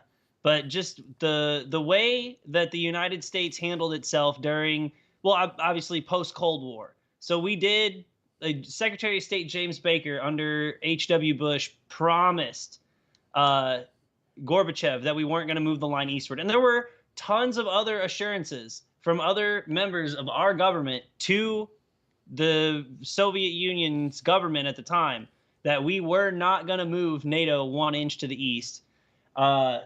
But one of the, there's a lot of stuff I knew about already going into it, but some of the crazy stuff is whenever Yugoslavia was getting split up, and it was like Croatia was part of it, and then there was the Serbs in, man, I'm blanking. But anyway, it was just, we were funding the worst parts. And it's funny, too, because it's like the same playbook that they've been using for forever, is that they come up with fake stories. So there was like a Muslim, it was the Muslims versus the Muslim Serbs versus somebody. And basically this Muslim enclave kept bombing themselves. Like, they were deliberately bombing themselves. They had snipers that were taking out their own people in these cities just so they could tell the Americans, and the Americans would come in and then bomb the other side based on 100% lies. And we knew they were lying at the time. But that's just how it always goes. That's what the same thing happened in Syria. The chemical attacks, that was perpetrated by the resistance. So what did we do? We made a giant campaign against Bashar al-Assad in Syria based on lies that we knew were lies. I mean, it's just, it's insane. Yeah, I can't, I've got to get my hands on that book soon, so when we're both finished, we can try to get Mr. Horton on the show to discuss that book. That would be one heck of a discussion if we can get him on the show. And I'm not gonna lie, dude. Listen, it might be a little selfish of me to say this, and that's fine. I'm gonna say it anyway. It would be a heck of an achievement for this show to get someone of Scott Horton's caliber on to talk about his book. I'm not gonna lie. I would be. You know, it'd be like, I get Scott Horton on this show, we talk to him for 2 hours, or you get Scott Horton on the show, we talk to him for 2 hours, and somebody goes, hey, you have to quit doing your show. I'm like, okay, great. We hit a pinnacle, bro. We had Scott Horton on this show. It's fine. Oh, I would yeah. retire. That'd be the end of it. I don't know how I could get better. Like, from how there. can we rise above this? You know, are we going to get better than Scott Horton? Like, okay, we're officially done with the show. People are like, really? Like, that's a... And we have Pope Francis on after that. I don't know how you... Yeah. You get my point. You get my point. We could only circle the drain after that. Like, next week, we're going to have... Yeah. Ron Paul. Yeah, if you get somebody... Or like Tom Woods or something, you're like, holy smokes, we got Tom Woods on too. Honestly, if that ever happened, somehow we get Tom Woods on the show, I literally, somebody could say you can't podcast anymore. Like, freaking kidding me? We had Scott Horton and Tom Woods on the show. How am I gonna get above that? Because generally, anybody else and what they call legacy media types, if you had them on, you're only dragging your show down. You know, it's like, oh, guys, you had Yeah. Scott Horton on, and then you went to this person. Well, what are you doing? You're like, well, we topped out. We couldn't get higher than that, so we had to like, we set the bar high, and now we can't get over the bar anymore, guys. So we're reaching. We're struggling like toddlers trying to push a car down the freeway. We're trying really hard. We're just not making any headway here. So, Brandon, you wanted to bring up Dan Crenshaw. Listen, I'm going to be rude because I don't care for the guy. Let's call him Patchy the Pirate. He wears an eye patch. He got, I believe, he was injured in. Was he injured in the military? Yeah, I'll see. This is not. This is just to be fair this to is him. not a slight at the military, but because he's such a douche canoe, I'm going to call him Patchy the Pirate because he's kind of a turd. Again, It's a bad week for him. yeah, and this is the thing, folks. You probably remember when this gentleman first got elected.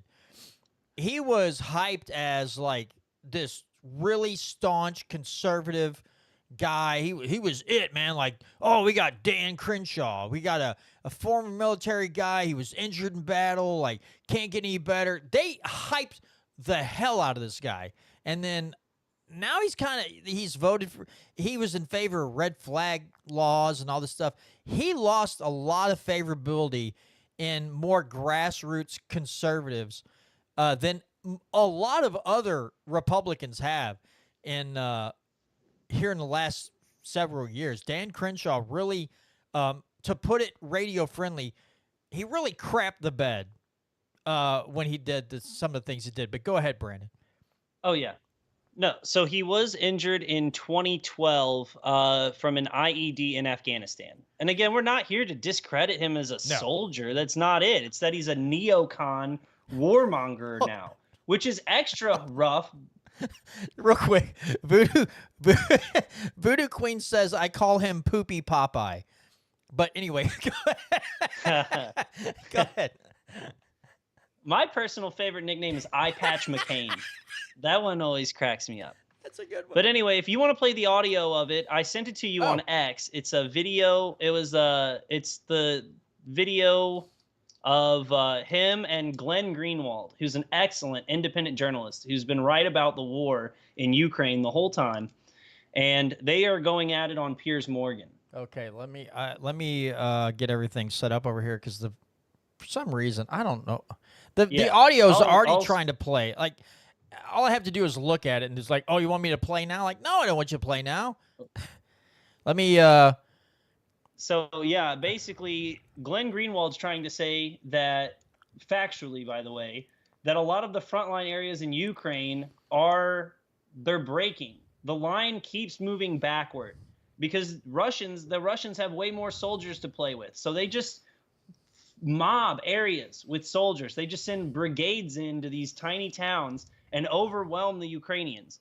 And the front lines are breaking. And for a year now, I've seen articles talking about how hard it has been for Ukraine to replace their front lines. They keep dropping their age of conscription. They're calling people back home to Ukraine to fight in this war.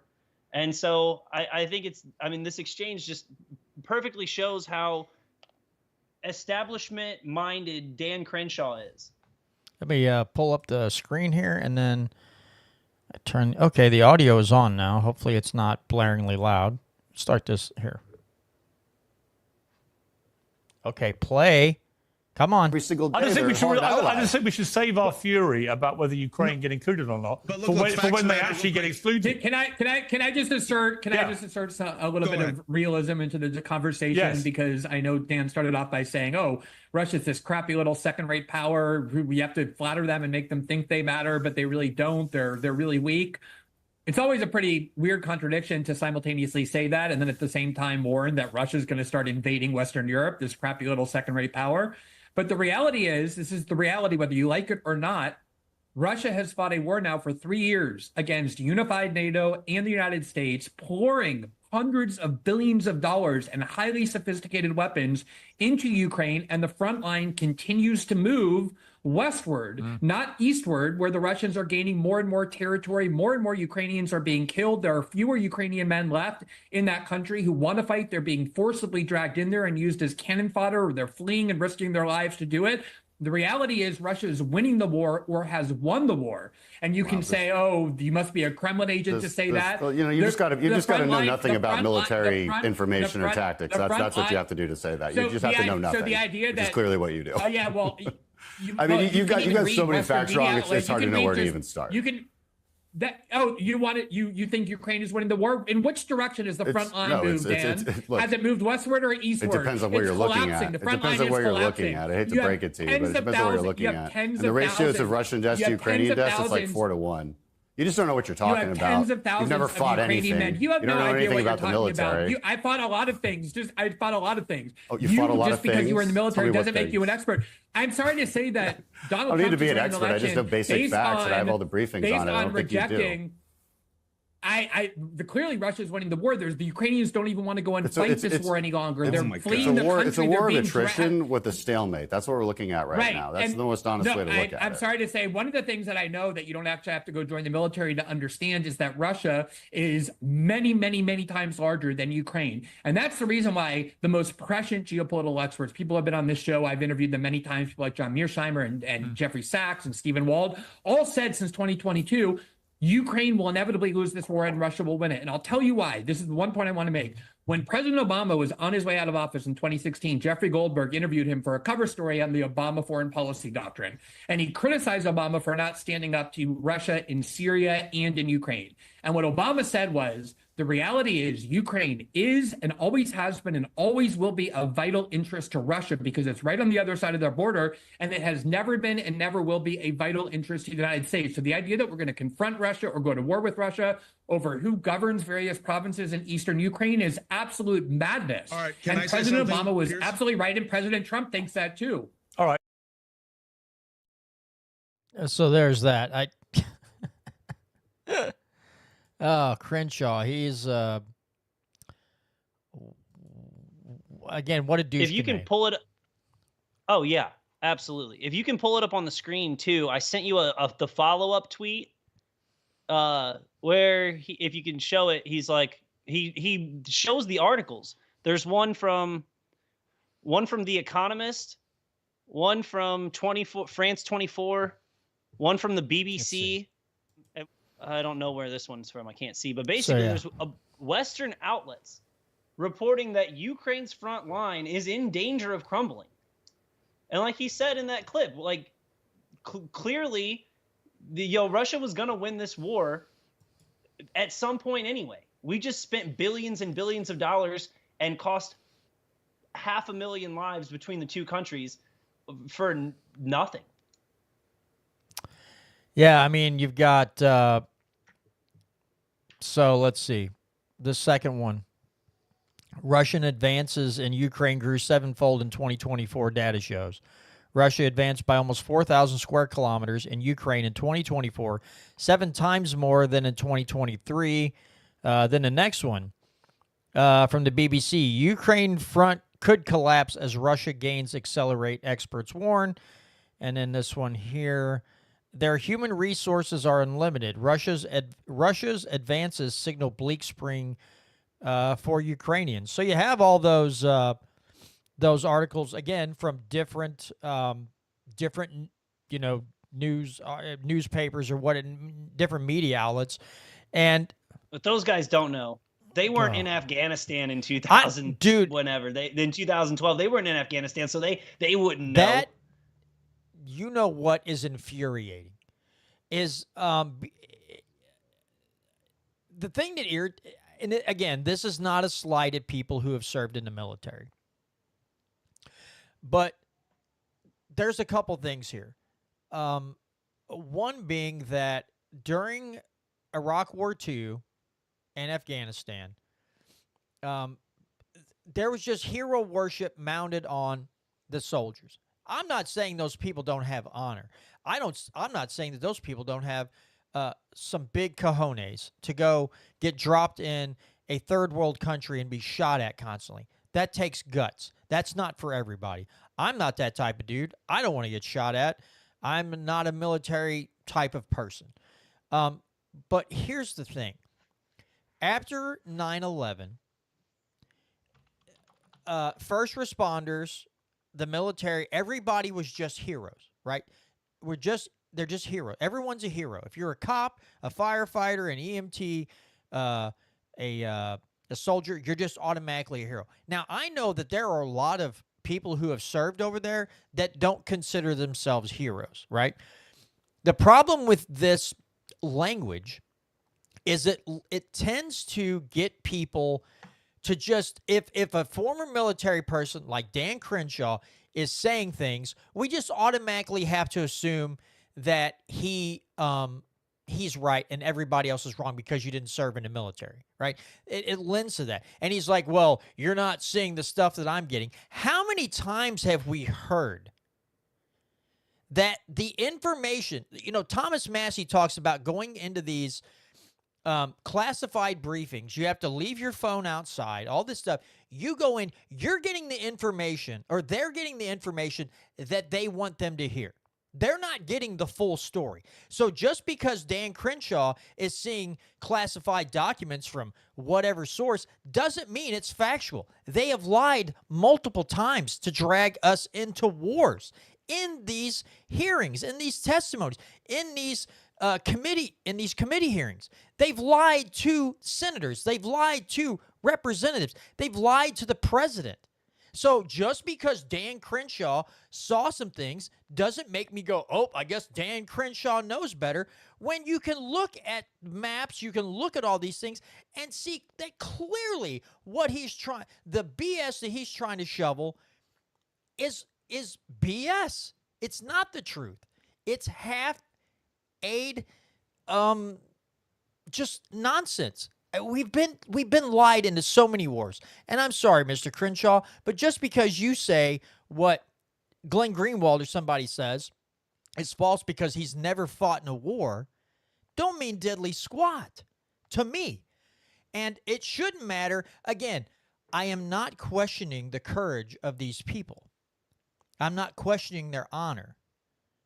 I'm not questioning the military. I'm questioning the people in charge of the military.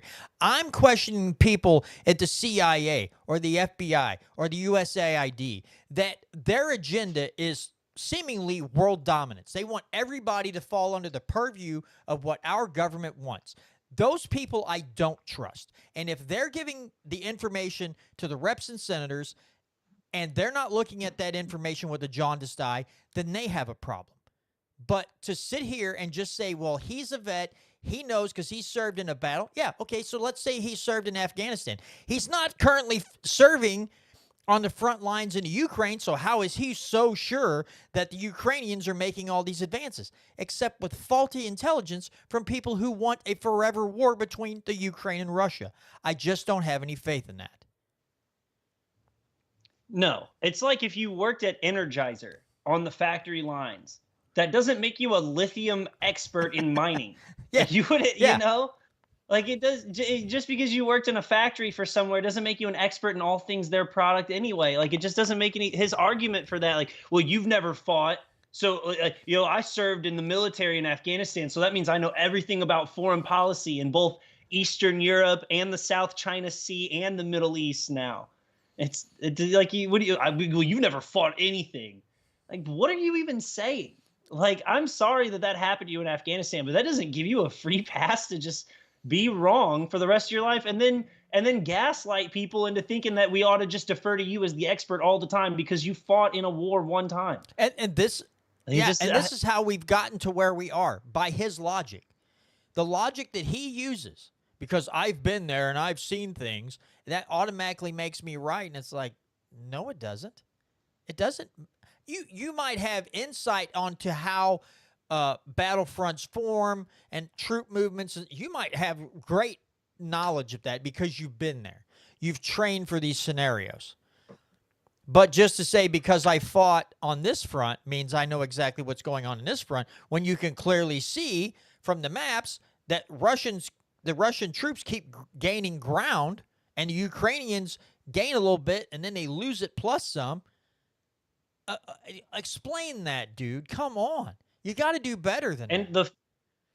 The saddest part is it's only the second dumbest thing he said this week. He got caught on for those who didn't see this, he got caught on a hot mic where he was this interviewer for GBN, I guess it was GBN, asked him if he'd ever met Tucker Carlson. And he goes, Dan Crenshaw goes, "We've talked a lot on back and forth on Twitter. If I ever meet him, I'm going to effing kill him. He's the worst person." About Tucker Carlson, who has become one of the most honest, well-respected journalists in America, who, like, I mean, that's like saying Dan Crenshaw didn't go interview Putin. He doesn't know anything about the front lines. Tucker Carlson clearly knows more because he interviewed Putin. Like, yeah, Dan Crenshaw. You know, it is funny. You and I were talking about this before the show. Of all the people that maybe you would want to throw hands with, Tucker Carlson would be way down on that list of people, in the media especially. And it's because Tucker Carlson, I don't agree with Tucker on everything. I agree with him on several things. I think he's way better on a lot of issues than a lot of other people in the media are. But, you know, we were joking around, like somebody like Rachel Maddow, if somebody just like smacked her upside the head, you'd be like, you shouldn't hit people, but I get where you're coming from. Like, I understand when that woman talks, you're just like, if I could pimp slap her, I might. Again, I'm not saying that's okay, but if someone did it, I would understand that. Where somebody just walked up and smacked Tucker Carlson, I'd be like, Tucker? Like, why would you smack him? Are you that authoritarian that if you would hit anybody who would dare, question the narrative? Do you remember, Brandon, when Rand Paul was attacked outside of his house in Kentucky? Guy beat the crap out of him and literally broke some ribs, and he ended up with a punctured lung. You remember that? So I'll look up some details on it because I remember vaguely what you're talking about, but not like any specifics. The only reason I bring it up is I was over at my wife's grandma's house one day, and she said something about it, and she goes, "He had to have done something. People just don't do that." And I was like, really? People just don't walk up to their neighbor and beat the snot out of him for no... She's like, yeah, he had to have done something.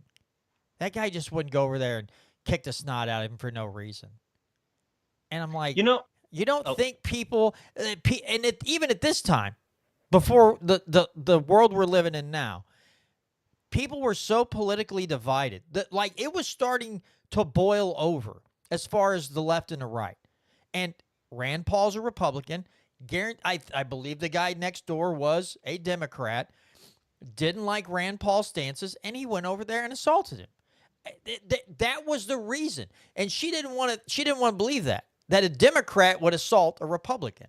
Like, no, Democrats some of them are very kooky, and they'll snap at the drop of a hat. And if you give them the opportunity, they will stab you in the back, maybe figuratively or sometimes literally. But he didn't just Rand Paul didn't have it coming. That really bothered me. So from what I read on this thing is that in 2017, it was actually Rand Paul's neighbor who attacked him over a dispute a neighborly dispute. It wasn't like somebody, at least it doesn't say that he was attacked for his politics, but I think that's the reason that the media was giving. They didn't want to admit that this guy, it was probably political, because the thing is that Rand Paul, so at Thanksgiving, apparently in the neighborhood that he lives in, he invites the neighborhood over for flag football games and food and all this. He invites the neighborhood. Come on over, we'll hang out in the yard, we'll play flag football, we'll play games, we'll have food. He's very inviting to his neighbors. Like everybody just come on over.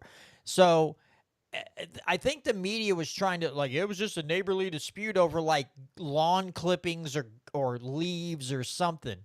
And it's no, I don't think that's the case. I don't think this guy snapped over you're mowing your grass into my yard. I think it was something else a little bit more than now I could be wrong because that's almost 8 years ago, and I have old man brain. But I'm pretty sure that was like the media trying to cover for this guy to say that he didn't snap. He didn't beat up Rand Paul because he was a Republican. He beat him up over a neighborly dispute, and it's like I've seen a lot of dumb things in my life, and generally you might get into a little fisticuffs over something stupid, but to beat that guy up like he did, I'm like, that signals to me there was something more going on than a dispute over lawn clippings or something like that.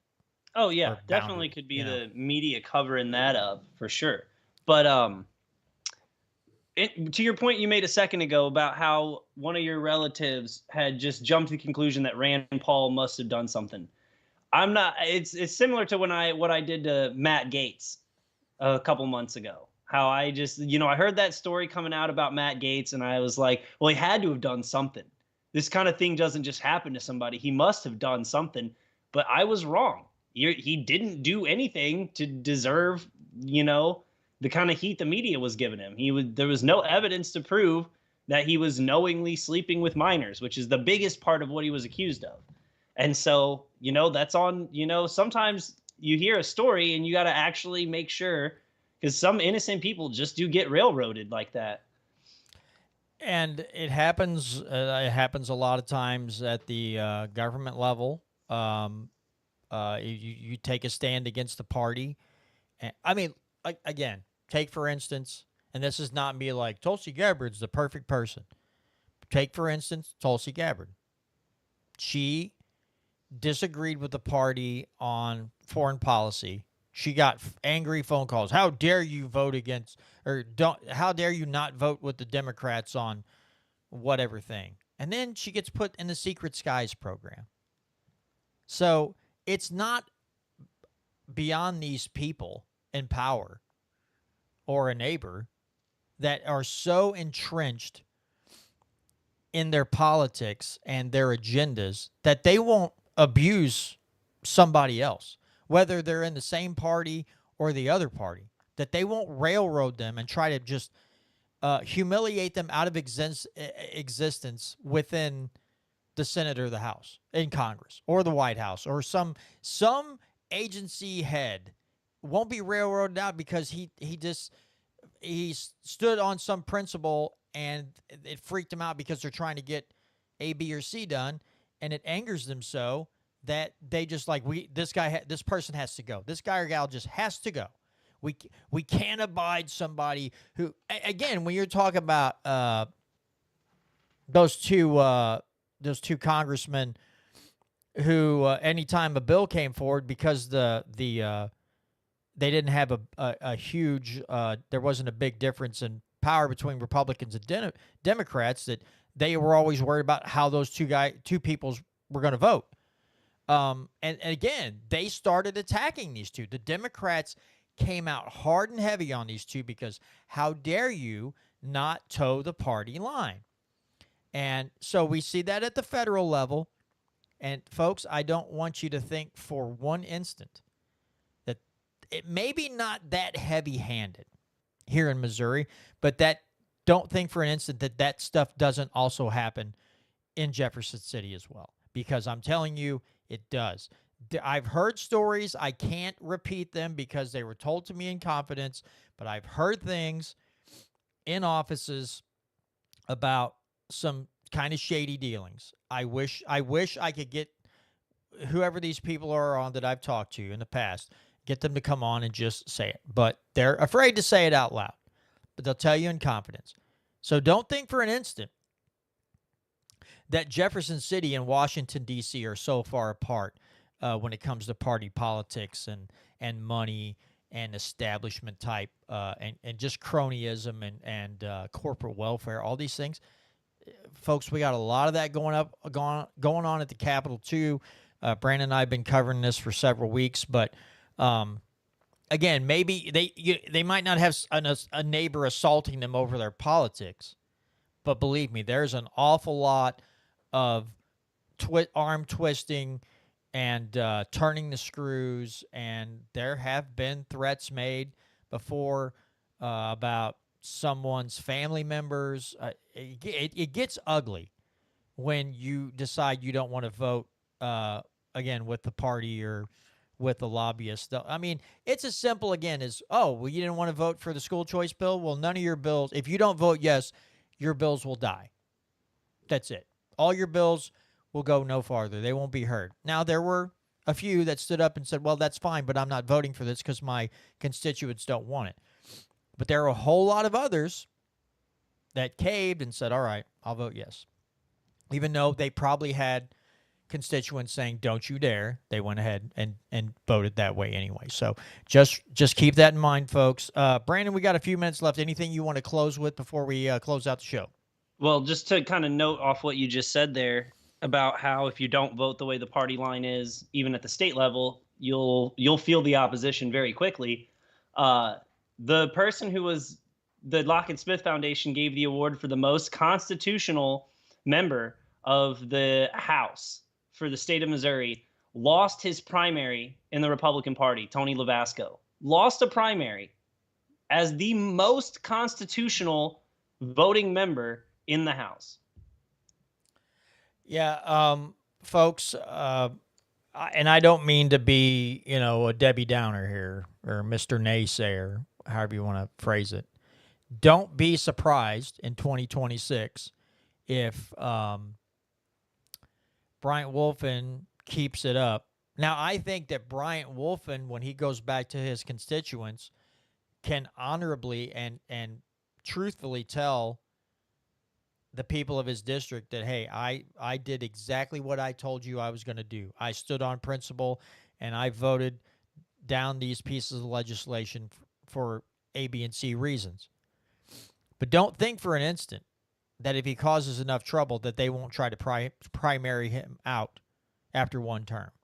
They most surely will if he causes enough problems. Now, if he's just voting no on legislation and stuff's getting to pass, he may be looked at as a Mike Moon, like, oh, this guy just wants to cause trouble. If he stirs up enough of a hornet's nest, make no mistake, they will try to primary him out of office after his first term. They probably spend some money to do it. Yes, they will. The HRCC and the lobbyist organizations will definitely donate some substantial amounts of money to a primary candidate just to try to get him out. I want to believe that Wolfin, if he stands and sticks with what he's doing right now, can survive that storm, but his constituents have to know and be educated enough to understand what the play is and what the establishment wants, and that he is standing up against that. And it's just like Mike Moon or anybody else that would be in that position. A Thomas Massey again.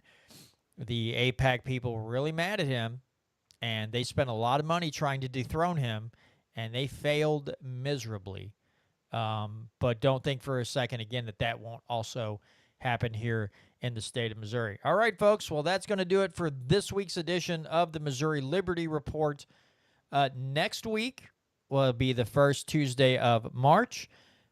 Tom Martz and Catherine Dreyer will be back on for the next edition of the Legislative Review. So please make sure you tune in next Tuesday night right here at 6:30 on the Missouri Liberty Report if you're going to watch on YouTube or Rumble, to check in and see what bills, what fine, outstanding bills that are moving through the halls of the Senate or the House that we will cover next week. But again, thanks to all of you at molibertyradio.us on the podcast apps, YouTube and Rumble. Thank you again for your continued support, and we'll see you next Tuesday right here on the Missouri Liberty Report.